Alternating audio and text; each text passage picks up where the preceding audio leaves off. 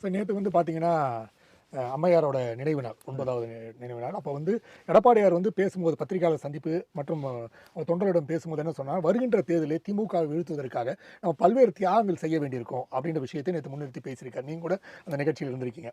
இப்போ பல்வேறு தியாகங்கள்னா எப்படின்னு பார்க்குறோம். அதாவது வந்து ஒருவேளை பிரிந்து சென்ற சசிகலா, டிடிவி தினகரன், இல்ல ஓபிஎஸ்ஐ போன்றவை இணைப்பதற்கான விலையா?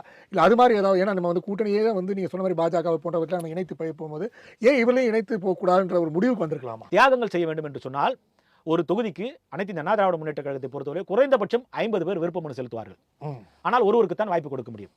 அந்த ஒருவரை வெற்றி பெற செய்ய வேண்டியதுதான் மீதம் இருக்கிற 49 விருப்ப வேட்பாளர்களுக்குமான கடமையாக இருக்கும். அந்த தியாகம் உங்களிடத்தில் இருக்க வேண்டும். நாம் கட்சி அறிவிக்கிற வேட்பாளர்களை வெற்றி பெற செய்வதற்குண்டான தியாகத்தை நீங்கள் செய்ய வேண்டும். பதவி சுகம் அனைத்து இந்த அண்ணா திராவிட முன்னேற்ற கழகத்தில் நீங்கள் அதுதான் பிரதானம் என்று சொல்லி நீங்கள் இருக்கக்கூடாது. கட்சி நமக்கு பிரதானம், நம்முடைய சின்னம் நமக்கு பிரதானம், நம்முடைய கொடி நமக்கு பிரதானம், நம்முடைய ஆட்சி நமக்கு பிரதானம் என்கிற அந்த எண்ண ஓட்டத்தோடு உங்களுடைய விருப்பு வெறுப்புகளை மறந்து உங்கள் விருப்பு வெறுப்புகளை தியாகம் செய்து இந்த இயக்கத்தை நீங்கள் அடுத்த படிநிலைக்கு கொண்டு வர வேண்டும் என்கிற எண்ணத்தின் அடிப்பாடு தான் அந்த தியாகம் என்கிற அந்த வார்த்தையை தவிர வேறு எந்த விதமான அர்த்தமும் அதற்கு இல்லை.